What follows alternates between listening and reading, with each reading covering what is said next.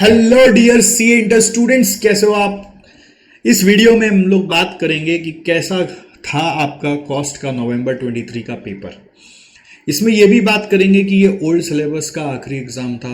तो अगर अगर कोई कारण से आपका इंटर कॉस्ट अभी नहीं हो पाया तो नेक्स्ट मई 24 में न्यू सिलेबस में एग्ज़ाम होगा। तो उसमें आपको क्या अलग करना है, कैसे पढ़ना है, नहीं पढ़ना है, वो भी हम आपसे बात करेंगे।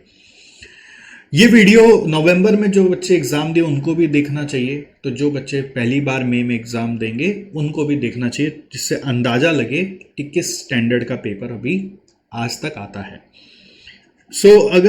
अगर आप ओवरव्यू समझें तो पेपर जो है ना, कोई लॉलीपॉप पेपर नहीं था। It was a standard paper, conceptual paper, जिसका कंसेप्ट बहुत स्ट्रांग है वही इस पेपर को घुस के कर सकता है। दूसरा, इस पेपर को हम लोग लेंदी पेपर बोल सकते हैं, उसके लिए वर्ड मैंने स्टैंडर्ड लिख दिया है। तो इसमें क्या है कि अगर आप प्रैक्टिस नहीं किए ना तो टाइम पे ख़त्म नहीं होगा।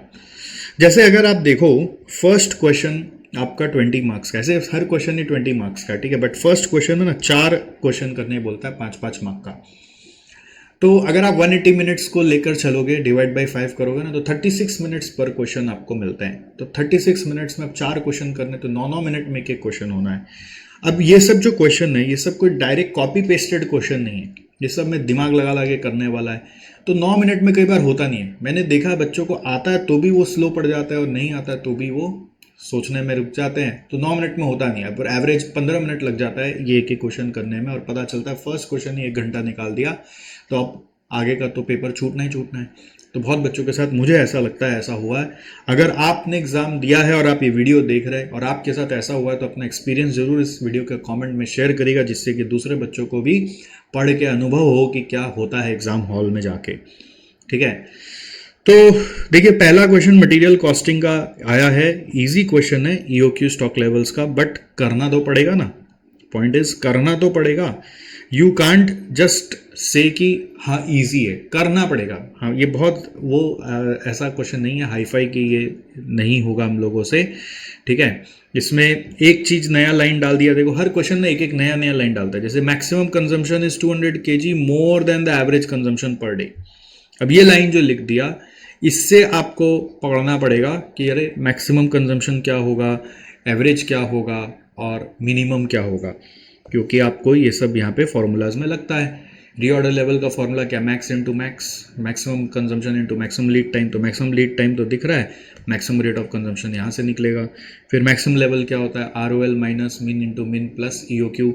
तो मिन भी चाहिए। तो यहाँ पे पहले एवरेज कैसे निकलेगा यही सवाल है। तो एवरेज कंजम्पशन पर डे निकालने के लिए what you will do is, ये पूरा एक साल का दिया हुआ 194,400 divided by 360 days to get the value per day. यहाँ पे लिख भी दिया assume 360 days in a year.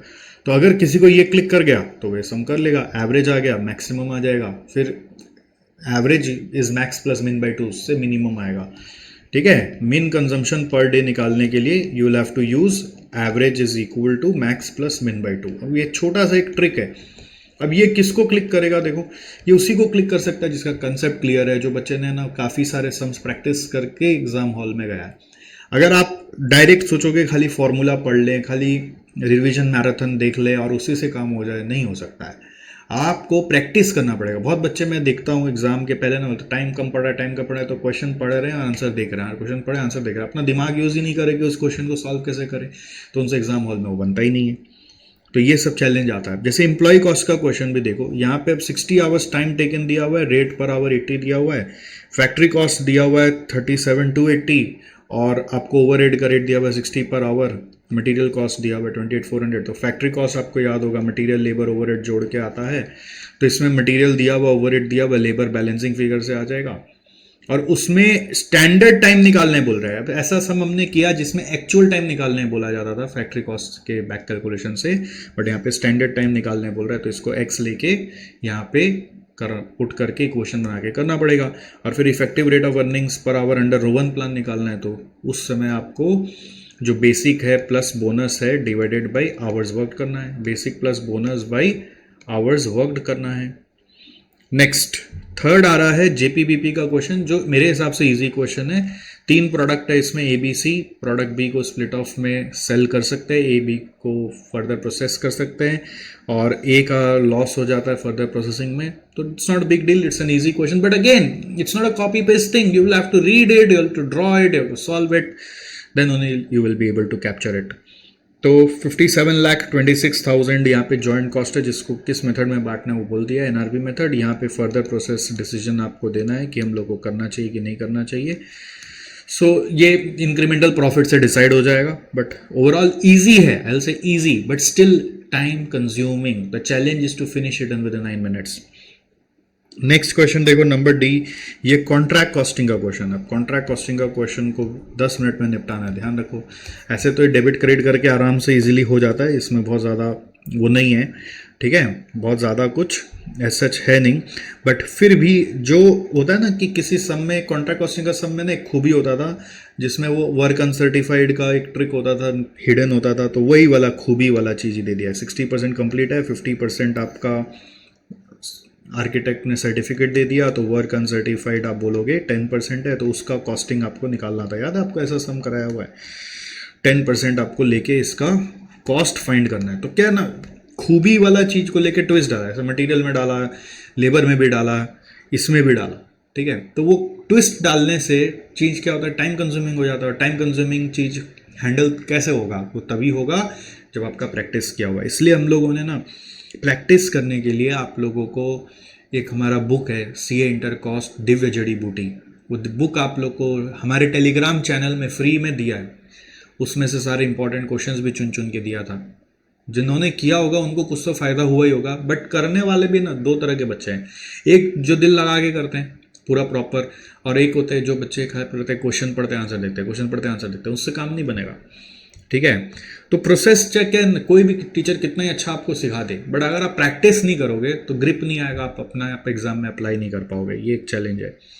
Next question number 2A में अगर आओ तो यहाँ पर कॉस्ट शीट का क्वेश्चन है, और इसमें यहाँ पर देखो, some of the finish product was found defective and defective products were rectified. ये एक चीज़ आ गया, इसको आपको डिफेक्टिव का रेक्टिफिकेशन का कॉस्ट क्वालिटी कंट्रोल कॉस्ट जैसे बोलकर आप ट्रीट कर सकते हो, या फिर आप क्वालिटी कंट्रोल कॉस्ट जहाँ पे दिखाते हो वहाँ पे डिफेक्टिव कॉस्ट बोलकर दिखाओगे, और ये स्क्रैप का ट्रीटमेंट है। इस तरह का सम किया हुआ आपका, तो ये बहुत ज़्यादा झोलझाल वाला नहीं है। कॉस्ट शीट का एक ईजी क्वेश्चन है, करने लायक क्वेश्चन है। मतलब क्वेश्चन में मुझे वो नहीं दिख रहा कि बहुत ज़्यादा हर क्वेश्चन में ट्रिक है, बट नॉन ट्रिक्स है और उसको लिमिटेड टाइम में करना है बस। ये वाला जो क्वेश्चन है, ये बजट का क्वेश्चन है। ये मुझे लगा कि ऐसा क्वेश्चन शायद सिमिलर आपका एग्जैक्टली पहले नहीं किया हुआ था, ठीक है। एकदम सिमिलर क्वेश्चन एग्जैक्टली आपका गाइस किया हुआ था, नहीं किया हुआ था मेरे हिसाब से, ये आपका नहीं किया हुआ था, ठीक है। तो ये बजट का क्वेश्चन है, और इसमें प्रोडक्शन बजट बनाने बोल रहा है और सेल्स बजट बनाने बोल रहा है। तो ये पूरा रीड करोगे तभी पता चलेगा। यहाँ पे जैसे क्लोजिंग स्टॉक दिया हुआ है, और वही क्लोजिंग स्टॉक नेक्स्ट पीरियड का ओपनिंग स्टॉक बन जाएगा। और सेल्स के लिए यहाँ पर ऐसे डिटेल्स दिया हुआ है, बट सेल्स कैसे नेक्स्ट मंथ कैसे आएगा, यहाँ से सेल्स निकल जाएगा। तो सेल्स डेटा यहाँ को ठीक से पढ़ोगे। अब ये पढ़ने के लिए पेशेंस चाहिए, है ना। और कॉन्फिडेंस कैसे आएगा कि पढ़ के मेरे से हो जाएगा, वो प्रैक्टिस से आएगा। प्रैक्टिस नहीं करोगे तो पेपर निकालना मुश्किल है। कॉस्ट सब्जेक्ट है ना, क्लास करके खाली आ ही नहीं सकता है। क्लास के बाद आप उन क्लास के सम्स को कितना अच्छा से वापस ग्रास्प कर रहे हो, क्लास के बाद बैठ के करना पड़ता है वो। और सेकेंडली, आप जब सब्जेक्ट खत्म करने के बाद कितना हमारा दिव्य जड़ी बूटी बुक जैसा बुक से प्रैक्टिस करो। ऑल क्वेश्चंस ICAI का, RTP, MTP, पास पेपर सब उसमें समा गया है, ठीक है। तो उसके बियॉन्ड कुछ आता नहीं है, मतलब कोई भी ट्रिक जो है ना वो बचा हुआ ही नहीं है उसके बियॉन्ड। सारे ट्रिक्स वो क्वेश्चंस कवर कर लेते हैं, बट क्वेश्चन प्रैक्टिस करोगे तभी कवर होगा। मैं बार बार उस चीज़ पे एम्फेसिस करूंगा और करता रहूंगा जब तक कि आपके माथा में बैठ ना जाए, ठीक है। फिर ये ओवरहेड्स का प्राइमरी एंड सेकेंडरी डिस्ट्रीब्यूशन का अगेन ईजी क्वेश्चन है, बट मैं क्या बोलूँगा, छाप तो नहीं सकते, आपको अपने से यहाँ पे फिगर देखकर, ये एरिया देखकर बांटना पड़ेगा, है ना। फैक्ट्री रेंट के लिए एरिया लेना है, डेप्रिसिएशन के लिए नेट बुक वैल्यू लेना है, फिर पावर के लिए हॉर्स पावर लेना है, कई बार horse power into machine hours ले लेता है। सिक्योरिटी एक्सपेंस के लिए नंबर ऑफ सिक्योरिटी एक्सपेंस और फैक्ट्री प्रेमाइसेस लिया, देखो ये नया चीज़ दे दिया है, एक ना एक चीज़ ऐसे दे देता है तो आदमी सोचने लग जाता है क्या करें इसका। एरिया पे बांट सकते हो आप, insurance on machinery book value पे बांट सकते हो, सुपरवाइज़र एक्सपेंसेस जो है वो आपका मशीन आवर्स पे भी बढ़ सकता है सुपरविजन का एक्सपेंसेस, या फिर आप नंबर ऑफ एम्प्लॉयज़ पे भी बांट सकते हो। तो क्या सही होगा वो तो एग्जैक्टली मैं नहीं जानता, बट इसमें भी थोड़ा सा कुछ बच्चे मशीन पे सुपरविजन समझेंगे, कुछ बच्चे एम्प्लॉयज़ पे समझेंगे। Overhead cost of two service department are distributed on the basis of number of employees and then on the basis of machine hours. एस का मशीन आवर्स है और उसका नंबर ऑफ एम्प्लॉयज़ है। फिर बोल रहा है statement showing distribution, primary distribution दिखाना है, फिर after service department have been reapportion to them calculate appropriate overhead absorption rate. ठीक है, तो यहाँ पर कुछ ऐसे रिपीटेड डिस्ट्रीब्यूशन वाला नहीं बोला है। ऑलराइट, रिपीटेड डिस्ट्रीब्यूशन यहाँ पे नहीं बोला है। Have they said no, there is no repeated distribution. तो कुछ नहीं बोलता है ना, तो हम लोग डायरेक्ट मेथड भी यूज़ कर सकते हैं। अच्छा सॉरी, यूजिंग लिखा ही step method, using step method लिखा है, तो स्टेप मेथड से आ गया यहाँ पे। स्टेप डाउन मेथड याद है आपको? तो स्टेप डाउन मेथड में कैसे करना है आपको, स्टेप डाउन मेथड में कैसे करना है, जैसे डिपार्टमेंट आर का पहले बांटेंगे कि एस का पहले बांटेंगे, ये पहले पता करना पड़ेगा। इसमें तो पहले रैंकिंग होगा, पहले आर का बटेगा कि पहले एस का बटेगा। कुछ याद आ रहा है आपको? पहले आर का बटेगा कि पहले एस का बटेगा, तो उसके लिए रैंकिंग करना पड़ेगा। अब रैंकिंग करके फिर एलोकेशन करना पड़ेगा। रैंकिंग करने का तरीका क्या था, जब बेसिस अलग है तो बेसिस अलग है तो पहले देखना पड़ेगा कौन कितना परसेंट ऑफ सर्विस अदर्स को दे रहा है। जैसे एम्प्लॉयज़ के एंगल से सोचोगे, डिपार्टमेंट आर तो एस का कितना एम्प्लॉय है, 4, आर का छोड़ दो तो टोटल हो गया बाहर का एम्प्लॉय 30, 10, 40 और 4, 44। तो रैंकिंग करने के लिए आप बोलेंगे आर जो एस को दे रहा है नंबर ऑफ एम्प्लॉयज़ 4/44 दे रहा है, यानी कि 4/44 करने से आ रहा है 9.09%।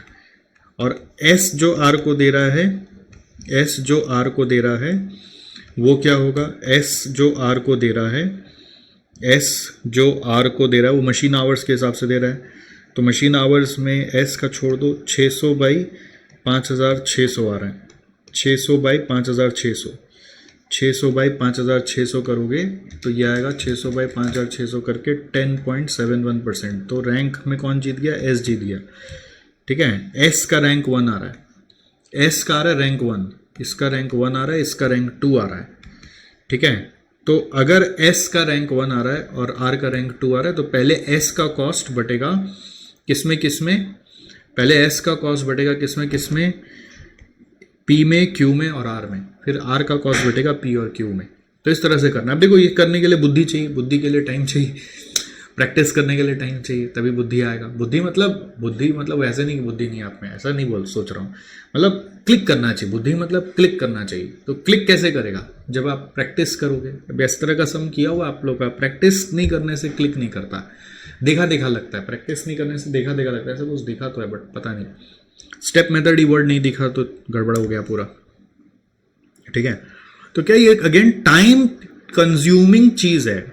आई विल नॉट से कि ये बस करोगे और इजीली हो जाएगा। अब देखो, एक तो security for factory premises, confusion आ गया ना, प्रेमाइसेस लग रहा है तो एरिया लग रहा है, क्योंकि जितना बड़ा एरिया होता है उतना ज़्यादा सिक्योरिटी का दरकार पड़ता है। फिर आपका सुपरविजन में एक कन्फ्यूजन आ गया कि मशीन आवर्स पे ले कि नंबर ऑफ एम्प्लॉयज़ पे ले। तो इसमें मेरे को लगता है सुपरवाइज़र मशीन का भी हो सकता है, सुपरवाइज़र एम्प्लॉयज़ का भी हो सकता है। तो जितना देर मशीन चला उतना देर सुपरविजन है, जितना आदमी है उतना सुपरविजन है। तो ज़्यादा क्लोज कौन सा है, नंबर ऑफ एम्प्लॉयज़ भी बोल सकते हो, नंबर ऑफ मशीन्स होता है तो नंबर ऑफ मशीन्स भी बोल सकते थे। तो मेरे हिसाब से नंबर ऑफ एम्प्लॉयज़ शायद इंस्टीट्यूट का सॉल्यूशन में आए, तो सॉल्यूशन जब आएगा तो पता चलेगा। ये है सर्विस कॉस्टिंग का क्वेश्चन, ये मुझे लगा अच्छा क्वेश्चन है ना। जैसे बजट का एक अच्छा क्वेश्चन था, है ना, सर्विस कॉस्टिंग का ये एक अच्छा क्वेश्चन है, हर बार ही अच्छा आता है। और ये डिलक्स रूम, एग्जीक्यूटिव रूम और स्वीट रूम का हम लोगों को रूम टैरिफ दिया हुआ है, नंबर ऑफ रूम्स दिया हुआ है, उसके हिसाब से प्रॉफिट निकालने बोल रहा है। ठीक है, इसमें ना छोटा छोटा ट्विस्ट घुसा हुआ है कि यहाँ पे रेस्टोरेंट और स्विमिंग पूल का कॉस्ट कुछ कॉम्प्लीमेंट्री है, कुछ आपका चार्जेबल है। तो वो किस तरह से उसका कॉस्टिंग निकलेगा, और उसके बाद सैलरी टू स्टाफ तो चलो ठीक है, आपको पोर्शन करना है। इलेक्ट्रिसिटी एक्सपेंसेस को बोल रहा है प्रोपोर्शन टू ऑक्यूपेंसी, मतलब रूम ऑक्यूपेंसी डेज के हिसाब से उसको पोर्शन कर देना। ठीक है, पोर्शनमेंट फिर भी मैनेजेबल है, बट ये जो कॉम्प्लीमेंट्री कॉस्ट है ये वाला 2 पैराग्राफ में, इसके ऊपर ध्यान देके वर्किंग करना है। अभी मैं सॉल्व नहीं कर रहा हूँ, बट एक आइडिया आपको दे दिया कि इस पे ध्यान देके वर्किंग करोगे तो ये आपका हो जाएगा। बट ये अच्छा क्वेश्चन है, जैसे बजट का एक अच्छा क्वेश्चन लगा मेरे को, which was in question number 2, और यहाँ पर क्वेश्चन नंबर 3 में ये सर्विस कॉस्टिंग का एक अच्छा क्वेश्चन है। तो देखो इंस्टीट्यूट कहीं ना कहीं फंसा रहा है, बोल रहा है तुम नया क्वेश्चन से डरते हो, आओ 2 में भी एक नया डाल दिया, 3 में भी एक नया डाल दिया। फिर उसके बाद आओ 4th नंबर, ये एक्टिविटी बेस्ड कॉस्टिंग का क्वेश्चन है, जो कि एक मेरे को लगता है आसान क्वेश्चन है, बट इसमें मैं कुछ भी अभी कमेंट नहीं कर रहा हूँ, मुझे लग रहा है आसान क्वेश्चन है, सब कुछ बहुत क्लियरली डिफाइंड है। फिर उसके बाद ये CVP का यानी मार्जिनल कॉस्टिंग का आपका शटडाउन पॉइंट का क्वेश्चन है। शटडाउन पॉइंट आप लोग बहुत बार इग्नोर करके जाते हो, खाली ब्रेक इवन तक पढ़ के जाते हो, तो इसलिए शटडाउन पॉइंट का क्वेश्चन है, इजी क्वेश्चन है। तो मुझे लगता है ये ओवरऑल 4 नंबर क्वेश्चन दोनों महीने में इजी है। 4 में अब क्या इजी तो ठीक है, एक ये गुजेड़ दिया, एक और ये वाला चीज़, 3 क्वेश्चन पूछ लिया, तो 3 क्वेश्चन पूछने से लेंदी हो गया, इजी दिया तो लेंदी हो गया। प्रोसेस कॉस्टिंग का भी एकदम इजी क्वेश्चन है। तो अब क्या है, जहाँ इजी है वहाँ इंस्टीट्यूट एक्सपेक्ट करता है जल्दी करके दिखाओ, जहाँ लेंदी क्वेश्चन है, जहाँ मान लो क्या बोलता है टेक्निकल क्वेश्चन है, तो टेक्निकल है, उसमें तो टाइम ऐसे ही लगना है। 5A, ये अगर स्टैंडर्ड कॉस्टिंग आप लोग अच्छे से किए हैं तो स्टैंडर्ड कॉस्टिंग का क्वेश्चन है।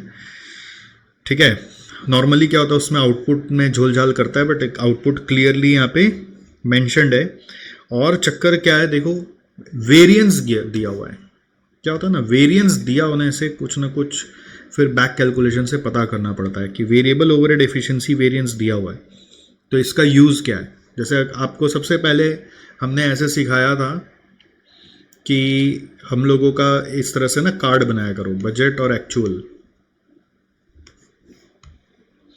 आउटपुट है 84,000 यूनिट्स और एक्चुअल आउटपुट है यहाँ पे 87,600। फिर आप देखिए यहाँ पर variable factory overhead per unit बोल रहा है 16 है, तो पर यूनिट 16 है तो टोटल वेरिएबल फैक्ट्री ओवरहेड आ जाएगा 16 × 84,000 करके। फिर बोल रहा है स्टैंडर्ड टाइम फॉर 1 यूनिट आपका 0.8 आवर है, तो बजटेड आवर आ जाएगा 0.8 × 84,000 करके। फिर बोल रहा है फिक्स्ड फैक्ट्री ओवरहेड है 6,72,000, तो वो यहाँ पे आ जाएगा। एक्चुअल में एक्चुअल फिक्स्ड ओवरहेड दिया हुआ है 7,05,000, ये यहाँ पे लिख दिया। एक्चुअल वेरिएबल ओवरहेड दिया हुआ है 14,37,000। अब यहाँ पे देखो एक्चुअल में आउटपुट मिल गया, आवर्स मिसिंग लग रहा है, ये मिसिंग लग रहा है ना, तो इसके लिए आप एफिशिएंसी वेरिएंस का इस्तेमाल करोगे, है ना, उसको ब्रैकेट ओपन करोगे, इसका फॉर्मूला लिख के, तो एक्चुअल आवर्स यहाँ से निकल के आएगा। तो कुछ ना कुछ बैक कैलकुलेशन घुसा दिया। तो अब क्या आपको स्टैंडर्ड कॉस्टिंग आता है तो इस तरह का अपने एग्जैक्ट सिचुएशन नहीं देखा, तो अब अपना दिमाग लगाना पड़ेगा कि ये फॉर्मेट था हम लोगों का, उसमें क्या क्या डिटेल्स होता था वो डालते थे, जो मिसिंग होता था वो गिवन कोई वेरिएंस होता था तो उससे निकल के आता था। अब ये प्रोसेस सिखाया हुआ है, वो दिमाग में बैठेगा तब आपसे बनेगा, ध्यान रखना। तो पेपर जो है ना, आई विल से कि इट्स नॉट कि बस खाली देखा देखी पे पास हो जाओगे, और हर बार कॉस्टिंग ऐसा आता है। आपके लिए पहला अनुभव होगा जो बच्चे पहली बार दिए, बट जो पहले से देते हुए हैं उनको ये चीज़ समझ में अब तक आ जाना चाहिए। क्या होता है, मैंने देखा है जो पहली बार देते हैं ना, उनको हल्का हल्का एहसास हो गया होता है कि हमने क्या गड़बड़ किया, बट वो आशावादी होकर बैठे रहते हैं कि शायद अब कुछ करिश्मा हो जाए और मेरा 40 आ जाए, मैं बाकी सब्जेक्ट के भरोसे पास हो जाऊँ, ऐसा होता है। तो आप क्या होता है, फिर रिजल्ट तक टाइम वेस्ट करते हैं, ऐसा होता है। रिजल्ट तक आप क्या करते हैं, टाइम वेस्ट करते हैं, टाइम वेस्ट करते बैठे रहते, शायद हो जाए 40 ही आ जाए, 42 ही आ जाए, तो निकल गया ना। अब क्या होता है, उसके बाद रिजल्ट आ जाता है और बाई चांस क्लियर नहीं होता है। कॉस्टिंग में ही सबसे ज़्यादा मार पड़ती है ग्रुप 1 में। अब उसके बाद टाइम शॉर्ट पड़ जाता है, रिजल्ट को सोक करने में टाइम लगता है। जब तक सोक करते हैं, बर्दाश्त करते हैं, तब तक आँख खोलते हैं, तब लगता है अरे अब तो 2 ही महीना बचा हुआ है, अब तो एक सब्जेक्ट करना नहीं है, पूरा ग्रुप देना है, तो इतना कम समय में इतना होगा कैसे। तो फिर लेके आओ कॉस्टिंग का, बस क्या करो, फटाफट यूट्यूब में सर लोग जो वीडियो सुना रहे हैं वो सुन लो, और उसके बाद क्या करो, जो क्वेश्चन है इंपॉर्टेंट कोई दे दो, टाइम कहाँ है, फिर इंपॉर्टेंट लेकर बैठ जाएंगे और फिर क्या करेंगे, क्वेश्चन खाली पढ़ेंगे और आंसर मिलाएंगे, क्वेश्चन पढ़ेंगे आंसर मिलाएंगे, जो चीज़ समझ में आ गया ठीक, नहीं समझ में आया तो इसमें ये चीज़ ऐसा क्यों किया हुआ, बस यही पूछ रहे हैं। हर क्वेश्चन में अलग अलग किया हुआ, तो इसमें हर बार में अलग अलग किया हुआ, मेरे से नहीं हो रहा है। वो प्रैक्टिस ही नहीं कर रहे हैं, वो हर बार वही गलतियों को बार बार दोहरा रहे हैं। अगर आपको इस एग्ज़ाम को देकर एहसास हो गया है कि भैया 40 तक ही आएगा, अगर आपको एहसास हो रहा है, ठीक है, 40 तक ही आएगा, 40 का ही फिगर में आ रहा है, तो मेरे हिसाब से अभी भी होश संभाल लो। अभी क्या है ना, 2 महीना टाइम बचा हुआ है रिजल्ट के पहले, तो उस 2 महीना में बैठ के जो वीक सब्जेक्ट है ना, उसको थोड़ा सा कोप अप करो, उसका क्लासेस ले लो प्रॉपर, उसको बैठ के प्रैक्टिस करो। ये बहुत काम आता है, आगे फाइनल में भी काम आएगा ना, है ना। इस चीज़ को ध्यान रखो, उसको ऐसे जाने मत दो, नेग्लेक्ट मत करो, ये मेरा कहना है। नेक्स्ट यहाँ पर ये वाला जो क्वेश्चन है, यहाँ पर अगर आप देखोगे ये आपका कॉस्ट शीट टाइप का ही क्वेश्चन आ गया है। You can say this is like cost sheet question only, one more cost sheet type question.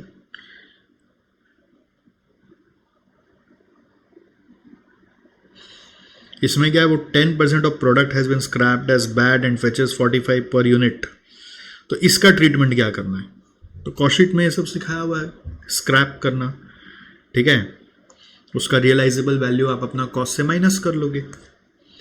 Next, अब इसमें ये जर्नल एंट्री वाला जो आपका क्वेश्चन है इंटीग्रेटेड का, तो ये तो इजी क्वेश्चन है, तो इसमें कुछ है नहीं, बट मुझे लगता है 4 का ये 5 का में ए में ये वाला चीज़ ध्यान रखना है, बी में ये वाला चीज़ का ध्यान रखना है, और सी में कुछ है नहीं, सी इज ईजी।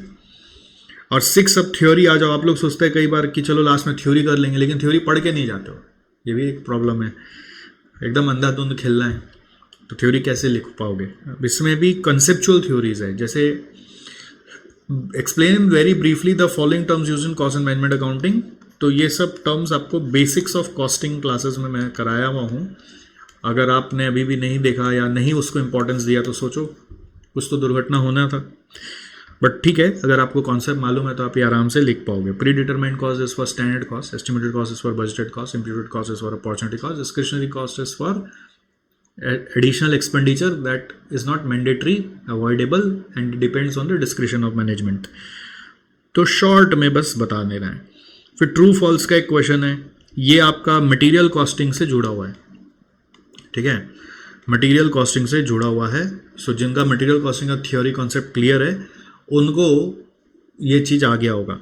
तो under LIFO method falling price जब होता है ना, तो फॉलिंग प्राइस में अगर आप अपना कॉस्टिंग कर रहे हो तो उससे क्या होगा, lower income is reported. LIFO method में अगर फॉलिंग प्राइस पे कॉस्टिंग कर रहे हो तो कॉस्ट आपका लिफो मेथड में मान लो in the period of falling price मतलब दाम गिरे जा रहा है और आप क्या कर रहे हो, उसी गिरता हुआ दाम पे कॉस्टिंग कर रहे हो। तो इससे क्या होगा, आपके पास एक कॉन्सेप्ट है इसका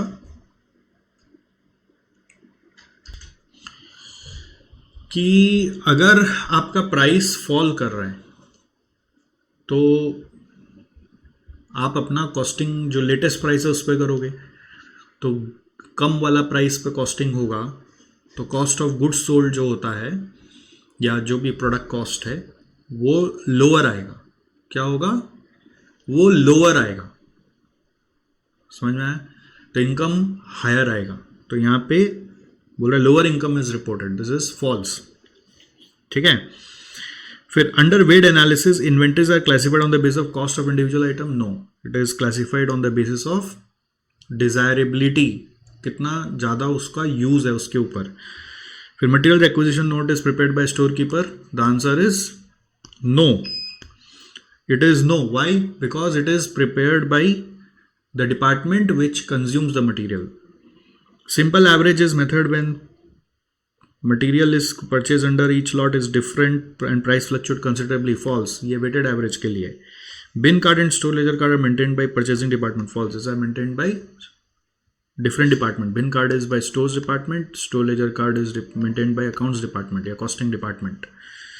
तो देखो conceptual theory मतलब आप ऐसे नहीं कि थ्योरी भी अटेम्प्ट कर लोगे ऐसे ही जाकर, ये क्वेश्चन पहले था ही नहीं मेरे हिसाब से कहीं पर भी, कंसेप्ट से आया है। फिर ये चलो किताब का क्वेश्चन है, बुकिश क्वेश्चन है, एम्प्लॉय कॉस्ट का, employee productivity, point out the factor which must be taken into consideration for increasing employee productivity, bookish है। या आपका अगर बुक से पढ़ा हुआ है तो आप कर पाओगे। ये फिर इजी क्वेश्चन है, बेसिक से जुड़ा हुआ है, ये आप आराम से कर सकते हो, है ना। थ्योरी भी कई बार बचाता है आपको अच्छे से, थ्योरी का कंसेप्ट अगर पकड़ा हुआ है और थोड़ा बहुत जो भी थ्योरी आज तक आया हुआ एग्जाम में वो आप पढ़ लेते हो तो वो आपको बचा लेता है। कई बार कोई प्रैक्टिकल क्वेश्चन में फंस रहे थे तो थ्योरी का क्वेश्चन अटेम्प्ट कर सकते हो और उसमें एक चॉइस भी मिलता है, एनी 4 आपको बोला है ना, तो एक क्वेश्चन इसमें भी छोड़ सकते थे। फिर what is meant by cost driver, ये भी आपका एक्टिविटी बेस्ड कॉस्टिंग और ओवरहेड्स मिलाकर है, आप समझ लीजिए। बेसिकली एक्टिविटी बेस्ड कॉस्टिंग ही आप समझ लीजिए, उसी से आया है, तो ये मैनेजेबल है, ठीक है। तो मुझे लगता है ओवरऑल अगर आप देखोगे तो पेपर जो है ना, मतलब ईजी नहीं है कि आप ख़त्म कर लो, मतलब आप कोई बोल दे ईजी है तो उसका मतलब वो बच्चा ज़रूर घोट के पढ़ के प्रैक्टिस करके गया हुआ है, स्पीड डेवलप कर लिया है। अदरवाइज आपको क्या लगेगा ना, देखा देखा है, करते हैं, फिर देख रहे हैं अंदर जाके फंस जा रहे हैं, फिर देख रहे हैं कि आ भी रहा है तो कर रहे हैं, तो फिर टाइम ही नहीं बच रहा लास्ट में। तो मुझे लगता है एवरेज अटेम्प्ट बच्चे का 80 मार्क्स का हुआ होगा, ठीक है। अगर आपको लग रहा है कि आप 50-60 के बीच में रेंज करो तो कुछ मत करो, जस्ट रिलैक्स, एंजॉय। बट अगर आपको लग रहा है, इफ़ यू फील कि आपका 40 के रेंज में या उससे लोअर आएगा, मतलब लेस देन 50 मार्क्स आएगा, तो मुझे लगता है आपका कहीं ना कहीं ऐसे बोल सकता है, इफ़ यू फील कि आपका 40 से 50 मार्क्स आएगा फॉर एग्जांपल, तो मुझे लग रहा है आपका कहीं ना कहीं प्रैक्टिस में कमी हो रहा है, प्रॉपर प्रैक्टिस नहीं की हो तो क्या हो रहा है, इसलिए आपसे ना एग्ज़ाम में प्रॉपर बन नहीं रहा था, आपको आ रहा था करना बट कंप्लीट नहीं हो रहा था। तो प्रैक्टिस करने के लिए आप, हमारा एक दिव्य जड़ी बूटी बुक है, सॉफ्ट कॉपी आपको मिल जाएगा, हार्ड कॉपी चाहिए तो आप हमारे वेबसाइट से ले सकते हैं, सॉफ्ट कॉपी चाहिए तो आप टेलीग्राम से जाके डाउनलोड कर लो और उसका हर सवाल को बनाओ, सॉल्यूशन मत देखो, अपने से बनाओ और पूरा बनाने के बाद ही चेक करो, ठीक है। प्रैक्टिस करने के पहले कंसेप्ट को एक बार ब्रशअप करके फिर प्रैक्टिस करो, सीधा ये नहीं कि जंप इन किया फिर बोला कुछ नहीं हो रहा है। और ये काम है ना रिजल्ट के पहले करना, जिससे कि बाद में ना प्रेशर महसूस ना हो, ठीक है। और ऐसा और एक सब्जेक्ट उठा लेना अगर किसी में इस तरह का मार्क्स आपको लग रहा है। और अगर आपको लग रहा है कि भाई साहब 40 भी आने का गुंजाइश नहीं लग रहा है, लेस देन 40 आने का गुंजाइश लग रहा है, तो भाई आपको मेरे हिसाब से ना क्लासेस लेना चाहिए। Don't hesitate to invest, it will help you in finals also, but this investment will be worthwhile. जब तक कि रिजल्ट आएगा तब तक आप इसकी क्लासेस ख़त्म करके इस पे ना कमांड ले आओगे, क्योंकि आपको कॉन्सेप्ट में प्रॉब्लम हो रहा है, ठीक है। कॉन्सेप्ट, अब खाली यूट्यूब वीडियोज़ पे डिपेंड रहोगे तो नहीं काम होगा। Do not depend on YouTube videos. YouTube videos क्या होता है, जैसे ब्रशअप के काम आता है, जैसे यहाँ पर may watch YouTube video for brush up और फिर उसके बाद आप प्रैक्टिस कर लो, खुद से सेल्फ प्रैक्टिस करना है आपको। बट यदि आपका 40 भी नहीं आ रहा है गाइज, तो इसका मतलब कंसेप्ट ही नहीं बैठ रहा, एकदम दिमाग में बैठ ही नहीं रहा। तो you need to take classes and focus on the classes properly to understand कि वहाँ पे हो क्या रहा है। टाइम लगा के थोड़ा सा, हर रोज़ क्लास के बाद भी थोड़ा थोड़ा देर बैठना पड़ेगा कि सर ने आज क्या पढ़ाया, वो दिमाग में बैठा कि नहीं, क्वेरी पूछ के ले पाए कि नहीं ले पाए। और ऐसी क्लासेस लेना जहाँ पे यू कैन आस्क क्वेरीज, ठीक है। ऐसे नहीं कि खाली वीडियो लेके बैठ गए, फीस वीस के चक्कर में बैठ गए। तो हमारी क्लासेस में मैं आपको एकदम फैक्ट बता देता हूँ कि हमारी क्लासेस में ये सुविधा है कि आपको मेरा व्हाट्सएप नंबर मिलेगा, तो जब भी आप फंसोगे, जहाँ पे भी आप फंसोगे, I will be always there with you. Every day basis में आप 50 क्वेरी पूछो, कोई दिक्कत नहीं है। I try to help as much as possible. तो if you feel, if you trust, यहाँ तक आप वीडियो देखते देखते पहुँचे हो, तो अगर आपको लगता है कि आपको क्लासेस की दरकार है या आपके कोई दोस्त के लिए आपको लग रहा है कि रिकमेंड करना क्लासेस की दरकार है, do not hesitate to recommend my classes, because there, apart from the classes, they'll get the practice book, Divya Jadi Booty book with fully solved along with the videos, not just the question and answer. DJB book जो है ना वो solved book है, but along with that उसमें सब videos भी मिलते हैं, ठीक है। बुक में ही वैसे QR कोड बहुत सारों का डाला हुआ है, और बाकी सबसे इम्पॉर्टेंट चीज़ हमारी क्लासेस में कि आप अनलिमिटेड क्वेरीज पूछ सकते हो, बिना हेजिटेशन के पूछते चलो पूछते चलो पूछते चलो, so that you get the confidence over the subject. Ultimately क्या है ना, जितना आप क्वेरी पूछते हो उससे क्लैरिटी आ जाता है कि अच्छा ये मैं आज तक गलत सोच रहा था। तो ये फीचर जहाँ मिले वहीं पे क्लासेस लेना, और हमारे यहाँ पे तो बेझिझक ले लेना। That's it in this. अब बात ये है कि अगर आप न्यू सिलेबस में जा रहे, ठीक है, तो what is the change May 24 में? What is the change May 24 में? Just remember there are two important changes. First changes कि 30 मार्क्स का एमसीक्यू आएगा, और एमसीक्यू भी अगेन जो कंसेप्चुअल है वैसा आएगा जैसे कुछ झलक आपको यहाँ पे ट्रू फॉल्स में दिख गया है, तो जिसका कंसेप्ट क्लियर है वही एमसीक्यू कर पाएगा, ठीक है। तो एमसीक्यू का क्या है कि कुछ एमसीक्यूज इंस्टीट्यूट के अभी नए मैट में दिए हुए हैं, बट उसी से आएगा ऐसा जरूरी नहीं है। It will be full conceptual MCQ, that's what I feel. And second thing what to be remembered is contract costing chapter has been removed. Contract costing chapter is no more there. तो just this two changes are there for May 24 and rest all remaining same। और एक चीज़ है कि बस the paper has got shifted to group 2। paper is now in group 2, so it doesn't matter कि आपका group 2 clear है कि नहीं। आप अगर मान लीजिए नवंबर में group 2 clear कर लेते हैं तो नेक्स्ट टर्म आएंगे ना, तो वो ग्रुप से ग्रुप एग्जाम्ड माना जाएगा क्या? ग्रुप से ग्रुप एग्जाम माना जाएगा क्या?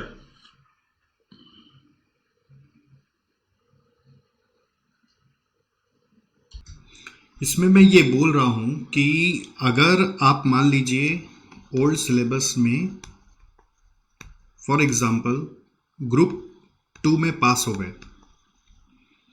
तो न्यू सिलेबस में कॉस्ट ग्रुप 2 में है, ठीक है।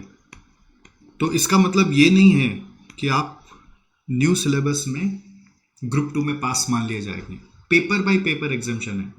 तो ग्रुप 2 में पास हो गए अगर ओल्ड सिलेबस में, तो आपका एडवांस अकाउंटिंग आप पास कर गए।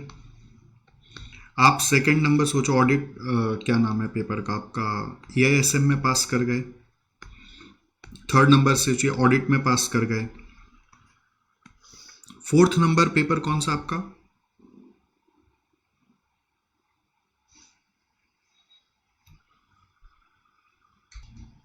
FM and economics for finance. तो अकॉर्डिंगली न्यू सिलेबस में जो आपके 6 पेपर हैं उसमें से आपको एडवांस अकाउंट्स के कारण, न्यू सिलेबस में कितने पेपर है? अकाउंट्स एंड एडवांस अकाउंट्स मिला के एक ही पेपर हो गया। फिर आपका यहां पर लॉ है, फिर यहां पर टैक्स है, फिर कॉस्ट है, फिर FM है, और फिर ऑडिट है। सो एडवांस अकाउंट्स यहां पे पास होने के कारण ये नहीं देना पड़ेगा। EISM और FM मिलकर यहां पर FMSM बन गया है। तो सिंस ये दोनों आपका पास है तो इसके कारण ये नहीं देना पड़ेगा। ऑडिट पास अगर हो गए तो ये नहीं देना पड़ेगा, तो आपको ये 3 पेपर देना पड़ेगा। तो ऐसा मत सोचिएगा कि आप ओल्ड में अगर ग्रुप 2 में पास हो गए तो न्यू में मेरे को, सिंस कॉस्ट ग्रुप 2 में चला गया है तो मेरे को न्यू में ग्रुप 2 देना नहीं है। ऐसा नहीं है। न्यू में पेपर बाई पेपर एग्जाम्शन चल रहा है, इस चीज़ का ध्यान रखना है। तो अकॉर्डिंगली आपको ये 3 पेपर तो देना ही पड़ेगा, 2 ग्रुप 1 में और 1 ग्रुप 2 में। सो जस्ट इन केस मेरा सजेशन तो यही है कि अगर आपको लग रहा है कि आपका पेपर 40 तक भी नहीं ऑब्टेन कर पा रहा है तो टाइम वेस्ट मत करो, क्लासेस लेकर चालू करो, ठीक है। न्यू सिलेबस मई 24 का क्लासेस ले लो, काम स्टार्ट करो। और अगर आपको लग रहा है 40 से 50 आ रहा है अभी के पेपर में, तो सेल्फ प्रैक्टिस करना स्टार्ट करो, और 50 के ऊपर आ रहा है तो रिलैक्स करो, एंजॉय करो, ठीक है। तो this is all in this. And इसके अलावा अगर आपके कोई भी सवाल हो, है ना, जो कि इसमें मैं कवर नहीं कर पाया, तो please do not hesitate to ask me, I will be there. चलो तब तक मिलते हैं हम लोग फिर, और अगर आप क्लासेस ले रहे हो तो फिर क्लासेस के अंदर मिलते हैं क्वेरीज राउंड में। ऑलराइट, चलो bye bye, see you, take care.